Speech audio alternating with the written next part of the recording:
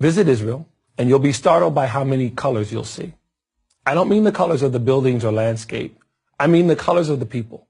Black, white, olive, brown, and everything in between. Israel is a true United Nations. That's because Israel is a nation of refugees from everywhere. And more than half of them are from, are you ready? Arab countries. Over 850,000 Jews were expelled or fled from the Middle East and North Africa following the Arab countries' attack on Israel when it gained its independence in 1948. For over 2,000 years, these Jews had lived in the Arab countries of Morocco, Algeria, Tunisia, Libya, Egypt, Yemen, Syria, Lebanon, and Iraq, and in the Muslim but non-Arab countries such as Turkey and Iran. Today, they form over half of Israel's Jewish population. Many of these Jews from Middle Eastern lands look, well, just like other people from Middle Eastern lands, of darker complexion with dark hair. Other Jews migrated from North Africa. So why is their story so unfamiliar to most people? The most important reason is that they didn't remain refugees for long. But refugees they most certainly were. The vast majority forced to leave their homes, possessions, and businesses behind. In other words, they came to Israel with nothing. Some 650,000 of the Jews forced to flee North Africa and the Middle East became citizens of Israel. The other 200,000 fled to the United States and other Western countries.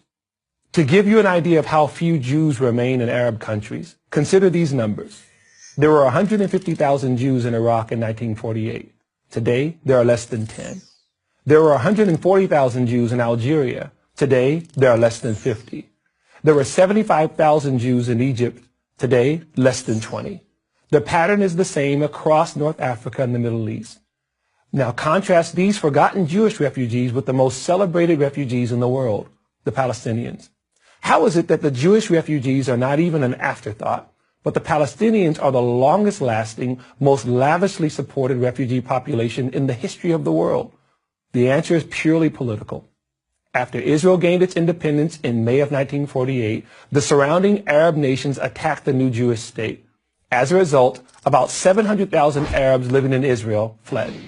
Many left because of the war, and many did because they were told by Arab leaders to leave the Jewish areas. The idea was that they would return once the Jews and their state had been destroyed. Khalid al-Azam, the Syrian prime minister in 1948 to 1949, admitted this Arab role in persuading Palestinians to leave.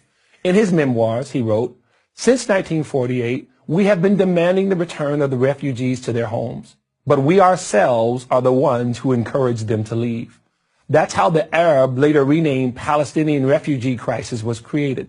In 1949, the United Nations formed UNRWA, the United Nations Relief and Works Agency for the Palestinian refugees, the largest and only long-term UN agency that was ever formed to deal with just one group of refugees.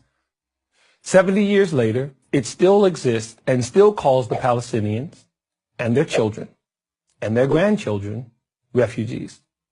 It has an annual budget of over $1 billion, funded mostly by the U.S. and the European Union. How much did the Jewish refugees who were expelled from the Middle East and North Africa receive from the UN?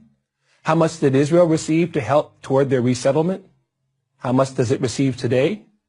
The answer to all three questions is the same: zero. So the next time you hear someone talk about the Palestinian refugees, ask them why they never talk about the Jewish refugees. And the next time you hear people talk about Israel being settled by Europeans, ask them if they've ever seen an actual picture of Israelis in color. I'm Dumisani Washington of Christians United for Israel for Prager University.